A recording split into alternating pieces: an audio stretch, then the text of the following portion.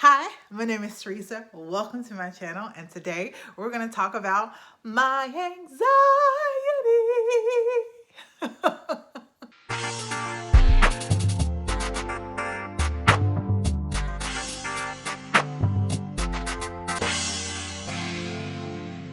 Let's start off with what is generalized anxiety disorder. So, as an overview, Mayo Clinic says generalized anxiety disorder is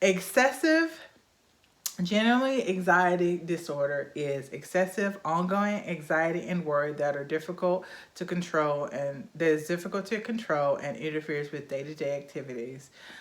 It's possible to develop generalized anxiety disorder as a child or an adult. Generalized anxiety disorder has symptoms that are similar to panic disorder, obsessive compulsive disorder, and other types of anxiety, but there are different conditions. Living with generalized anxiety disorder can be a long-term challenge. Some symptoms include persistent worrying or anxiety about a number of areas that are out of proportion to the impact of the events. Overthinking plans and solutions to all possible worst case scenarios. That would make my husband absolutely laugh. Perceiving situation and events as threatening even when they aren't. Difficulty handling uncertainty. Indecisiveness, which I don't really deal with, or fear of making the wrong decision. I am quite impulsive.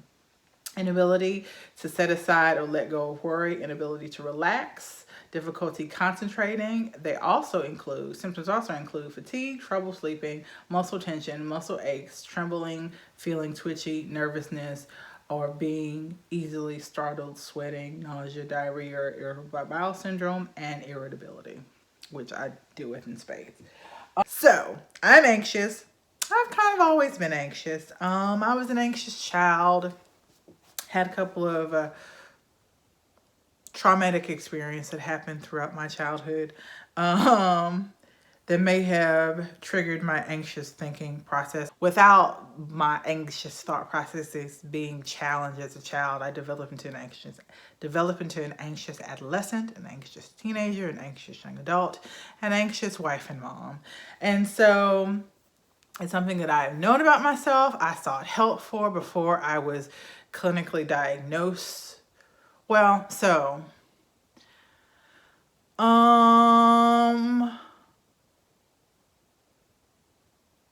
2018, 17, I sought help through my gynecologist.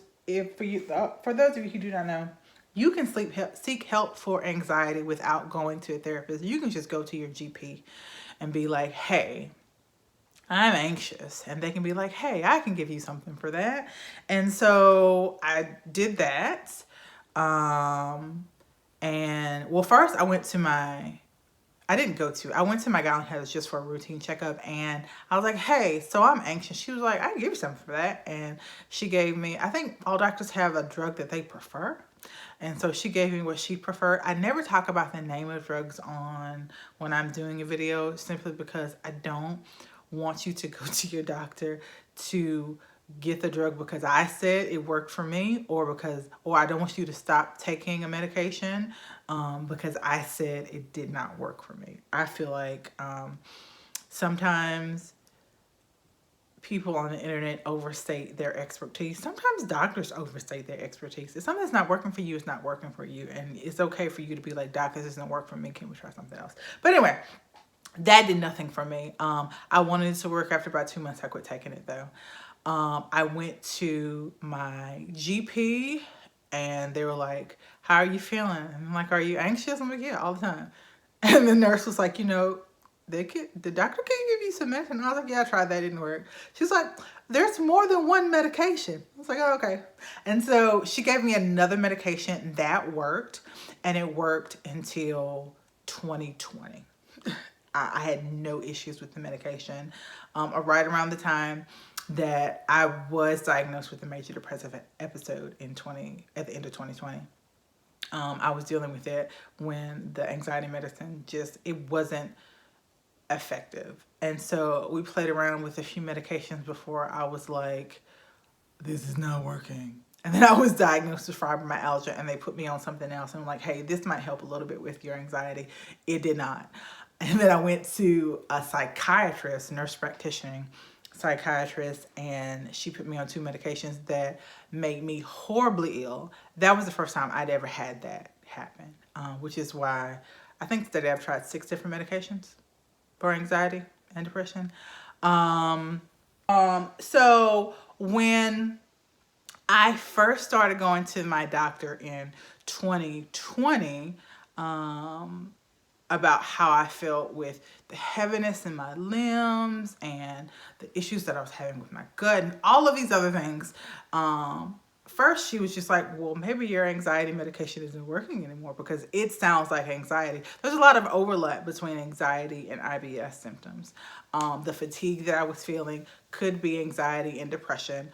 And so the first thing that she started doing before she diagnosed me with referred me to be diagnosed for fibromyalgia, we started fiddling because she was like, this is depression and anxiety. That's what it is. So we started fiddling with medication, right? And so 6 medications later, I have anxiety and fibromyalgia. But so I think the biggest thing for me was recognizing that the level of anxiety that I felt was not just normal human anxiousness. There are 2 things about my anxiety that make it a disorder for me. One is the pervasiveness of the anxiousness that I feel, right? So nothing has to happen for me to be anxious. Whenever I say I am anxious, or whenever someone says that they're anxious, a lot of times people will try to connect the dot to what they're anxious about and then solve that so the anxiety will alleviate. For a very long time, and still sometimes now, I wake up in the morning, if 0 is not anxious and 10 is a panic attack, I will wake up on a 7. Let that sink in. Go to sleep, wake up, anxiety at 7. What are you anxious about? Nothing, I just woke up. Like, it is literally a physical feeling of anxiousness, worry, dread, and anxiety just because I opened my eyes. That would happen on occasion if maybe I was going through an anxious period, so it was easier for me to work through it. But when it just started being an everyday norm, for me, that triggered, hey, this is not what this because it's my norm every day doesn't mean that this is normal. Other than pervasiveness, another thing that triggered in my mind for me that this was an issue was severity. So this happened recently. We were pulling out of our driveway. We live on a busy cut-through street in Baton Rouge. And so we were pulling out. Traffic was bad. Finally got a chance to pull out. I looked to the side, looked up. The person in front of me had slammed on brakes. So I had to slam on brakes. I was this close from running into the end of their budget. Couldn't even see their license plate. We were that close to them. I was driving. I started shaking. Chest. Like a normal reaction to anxiety. But it never stopped. An hour and a half later, I'm still shaking. I still have the tightness in my, and I'm talking myself through it. My husband is in the car and I'm explaining to him what's happening in my body. Like, he can see me physically shaking up. Like, it doesn't stop. It is over the top and extended, my reaction to anxiety. And that is physical. Like, it's not just emotional. I was having a logical conversation with my husband about how I felt, which is something that I may not have done if somebody else was in the car with me. I may not have paid as much attention to it, but I was shaking like a leaf. We had to go pick up our kid, had to go get something to eat. We had to take her to a doctor's appointment. We're doing all this stuff. I am still shaking, physically shaking, like a leaf, over an hour after the incident. And even later that day, still the tightness in your chest, the queasiness in the pit of your stomach. That happens when you have a situation, when you have a starter or a scare, it just doesn't dissipate. There are things that I have to do to make it dissipate. It doesn't naturally go away on its own. That's a disorder. Like, you should, after you realize you're okay, be able to calm back down physically. I am not able to do that for the most part. It is difficult. It is difficult. So that for me is what made me go to the doctor to be like, look, I am anxious. For the doctor to send me to a psychiatrist for a diagnosis, it was an anxiousness that could not be managed. So you may experience anxiousness that needs to be medicated for a period of time, even without having an anxiety disorder, right? What makes it a disorder is if the period of time is extended, if it's not just for a specific instant or instant in time, or for a specific instant, something happens that makes you more depressed or makes you more anxious, and it doesn't resolve, then you got to go see the psychiatrist about that. And so my doctor was like, hey, we've done all we can do. You have fibromyalgia, but you need to go to counseling, and you also need to see a psychiatrist. The psychiatrist hasn't worked out for me. I'm not saying don't go to psychiatry. I'm actually trying to find another psychiatrist. It is hard to find a psychiatrist that will even call, first of all, that will take insurance, that will even call you back. I have probably put in half a dozen calls and gotten one call back from a psychiatrist. And for whatever reason, I don't know why I called her, because for whatever reason, the website that I used to find her, I thought I selected the filter for did she accept my insurance? She does not accept insurance at all. So I won't be going to see her, because who can afford to go to counseling that doesn't accept insurance? I can hardly afford to pay insurance. So anyway, yeah. Anxiety disorder becomes a disorder when it is multifaceted or pervasive, it is severe, and it's not easily resolved. And so those were the things that I was dealing with. I kind of knew what it was before I was told what it was. And,